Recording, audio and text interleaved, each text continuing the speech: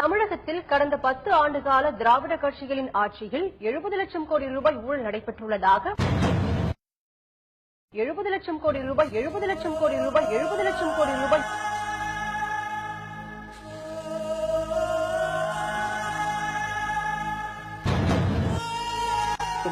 தமிழ்நாடு அரசாங்கம் இயற்கை வளங்களை பாதுகாப்பதில் மிகவும் தவறிவிட்டது. ஆரம்பத்திலிருந்தே இவங்க கொள்ளையில தான் கண்ணா இருக்காங்க தவிர அதை பாதுகாத்து அதுல இருந்து நல்ல வருமானம் ஈட்டி மக்களுக்காக சேவை செய்யணும் ஐடியாவே இல்லை. 1,06,145.34 கோடி ரூபாய் இந்த கிரானைட் முறைகேட்டால் 1 கிலோமீட்டர் நீள மலை காணாமல் போனது எப்படி என்று அதிகாரி சத்துணவில் வழங்கப்பட்ட முறையில் 600 கோடி ரூபாய் வரை கொள்ளையடிக்கப்பட்டுள்ளது. தனியாரிடமிருந்து மின்சாரம் வாங்கியதில் ஊழல் நடை கிரானைட் கொள்ளைக்கு திமுக, அதிமுக ஆகிய 2 கட்சிகளும் உறுதுணையாக இருந்ததாக தமிழ்நாடு மின்சார வாரியத்திற்கு 24,000 கோடி ரூபாய் இழப்பு ஏற்பட்டிருப்பதாக தமிழகத்தில் மின்சாரம் வாங்குவதில் ஊழல் நடப்பதாகவும் யூனிட் ஒன்றுக்கு 1 ரூபாய் 35 காசுகள் மின்துறை அமைச்சகம் நத்தம் விஸ்வநாதனுக்கு செல்வதாக சத்துணவு திட்டத்திற்காக கொள்முதல் செய்யப்பட்ட முட்டையில் முறைகேடுகள் நடைபெற்றது குறித்து மரக்கன்றுகள் நடுவதிலும் ஊழல் நடைபெற்றது. தமிழகத்தில் அனைத்து துறைகளிலும் ஊழல் மலிந்துவிட்டதாகவும்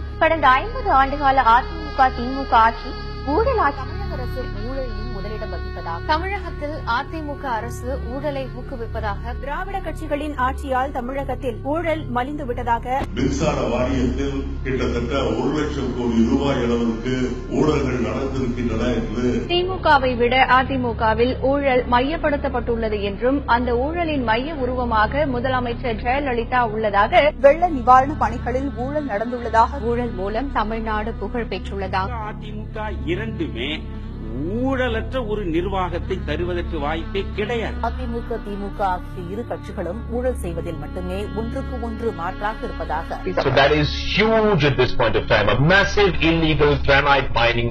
பாழ்படுத்திய 2 கட்சிகளை ஊழல் திமிங்கலங்களை ஊழலோ ஊழல், எங்கும் ஊழல், எதிலும் ஊழல். ஊழல் என்றாலே திரு கருணாநிதி என்றாலே ஊழல். கருணாநிதியை விட பிற ஆட்சிகளை விட சென்ட்ரலைஸ்டு கரப்ஷன் என்பது அதிமுகவில் தான் இருக்கிறது. ஊழல் மகாராஜ். ஒரு ஊழல் ராணியாக மற்றவர்களை ஊழல் சொல்ல முடியாது.